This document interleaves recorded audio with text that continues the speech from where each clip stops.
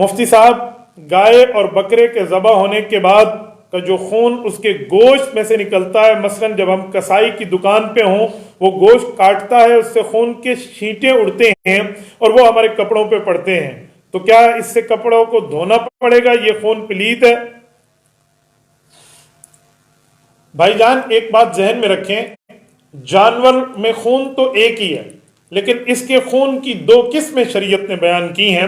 قرآن کریم نے او دمم مسفوحا کہہ کر ایک خون کو دم مسفوح قرار دیا ہے جس کو حرام کہا گیا ہے، اور ایک دم حلال ہے۔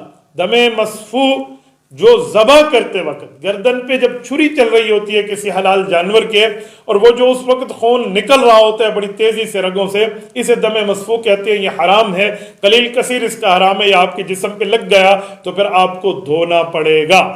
لیکن جو ذبح ہو گیا، بکرے کی گوشت بن گئے، اس وقت اس کی بوٹیاں کی جا رہی ہیں اور کوئی خون کے چھینٹے اڑ کے اگر آپ کے جسم پہ آ بھی گئے ہیں، اس خون کو ہم پلید خون نہیں کہتے، یہ خون پاک ہے اور حلال ہے۔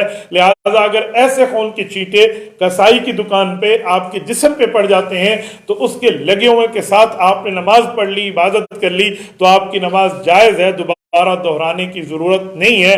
ہاں، کپڑوں کو ویسے آپ دھونا چاہیں تو دھو لیں، لیکن آپ اس کو یہ نہیں کہہ سکتے کہ اس سے کپڑے حرام ہو گئے ہیں، پلیت ہو گئے ہیں۔